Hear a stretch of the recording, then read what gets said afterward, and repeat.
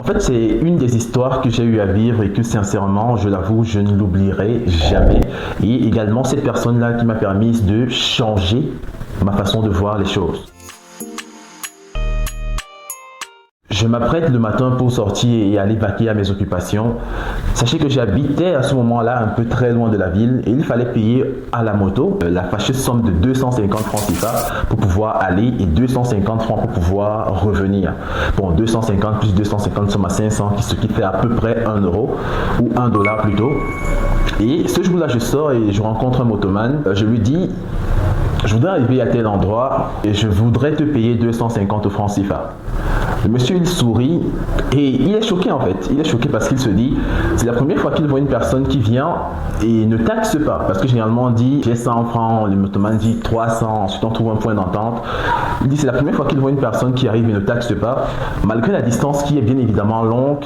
Mais le monsieur, il accepte. Le monsieur avec lequel j'étais, c'était un monsieur suffisamment responsable, certainement un chef de famille, un père de famille, que je tiens d'ailleurs à saluer ici, si et seulement s'il voit cette vidéo un jour.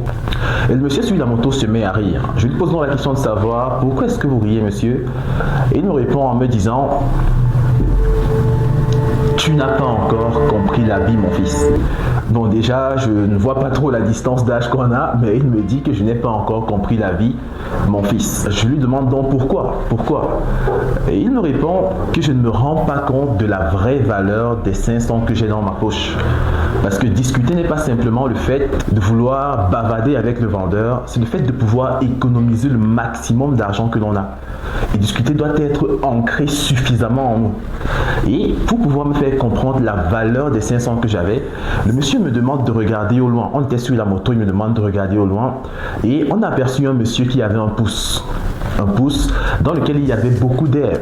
Ces herbes-là sont appelées ici le bracaria. Le bracaria, c'est une herbe qui est donnée au bétail dans le septentrion en général.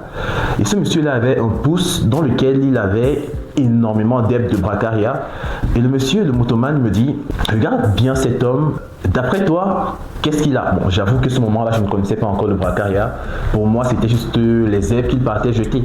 Donc j'étais persuadé que le monsieur avait coupé les herbes pour aller jeter. Mais il me dit non.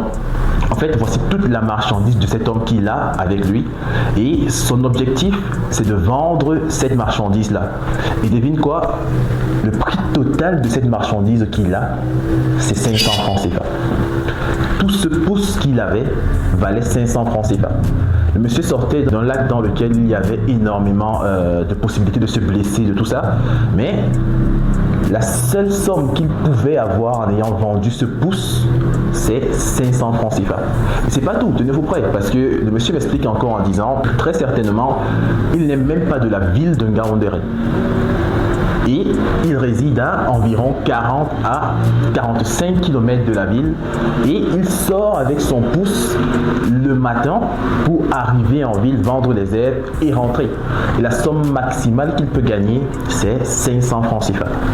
S'il décide de manger, ça vient diminuer les 500 francs CFA. S'il décide de prendre la moto en rentrant, déjà que même les 500 francs CFA ne peuvent pas couvrir tout son déplacement, donc il n'a pas le choix que de se déplacer avec son pouce pour pouvoir arriver chez lui sans manger, sans rien boire si ce n'est l'eau du marigot, etc., etc. Il me fait comprendre que, est-ce que tu penses qu'une telle personne peut payer la moto à 250 francs CFA sans discuter? J'avoue qu'à ce moment donné, j'étais déjà suffisamment choqué parce que je venais de me rendre compte qu'en réalité, les 500 francs que moi j'allais dépenser dans une seule journée allaient être la somme que ce monsieur pouvait potentiellement avoir. Potentiellement pourquoi? Parce que s'il vend sa marchandise en totalité, oui, il a cette somme, mais il y a encore l'éventualité qu'il ne puisse pas vendre.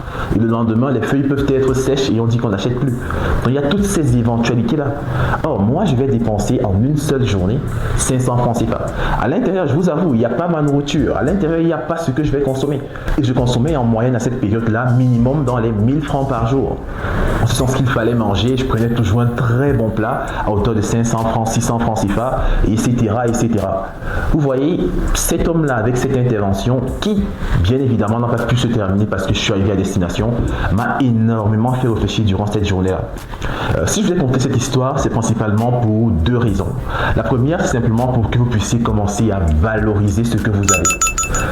Les 100 francs que tu as aujourd'hui en ta possession et que tu négliges représentent potentiellement les 100 francs de ration qu'un père de famille donne à toute sa famille de 5 enfants. C'est possible, c'est vraiment possible. Donne à sa famille de 5 enfants pour pouvoir survivre dans une journée. Alors que toi, tu dépenses cette somme simplement parce que tu as un creux et tu veux sucer un bonbon. La valeur de l'argent, la réelle valeur de l'argent. Vous croyez que 2000 francs CFA à vos yeux peut réellement avoir la même valeur que 2000 francs CFA à leurs yeux?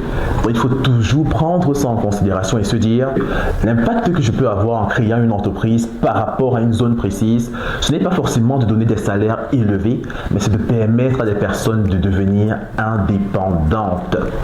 Et deuxième élément, on a toujours tendance, après avoir vu des contenus étrangers, des vidéos étrangères avec des visions littéralement étrangères et décalées de la réalité, à vouloir les importer sans tenir compte des réalités locales.